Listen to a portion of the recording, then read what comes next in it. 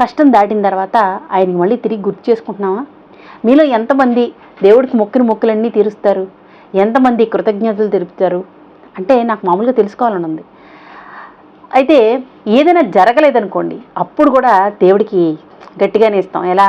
నువ్వు లేవు, నీ మీద నాకు నమ్మకం ఈ రోజుతో పోయింది, నేను పూజ చేయను, నీకు ఎలాంటి ప్రసాదాలు అవి ఏం పెట్టను, ఇక్కడ నుండి ఇవేళతో నీకు నాకు అన్నీ తెగిపోయినాయి, నేను నన్ను నమ్మనంటే నమ్మనని చాలా కరాఖండిగా చెప్పేస్తూ ఉంటాం.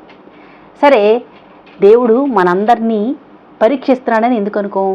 లేదంటే మన టైం వస్తుందని ఓపిక ఎందుకు పట్టాం?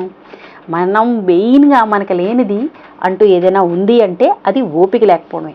ఆ ఓపిక లేకపోవడంతో మనకేం అసహనం ఫస్ట్ వస్తుంది, కోపం వస్తుంది, విసుగు వస్తుంది, చిరాకు వస్తుంది. దాన్ని ఎలా చూపించాలనేది కూడా తెలియదు మనకి.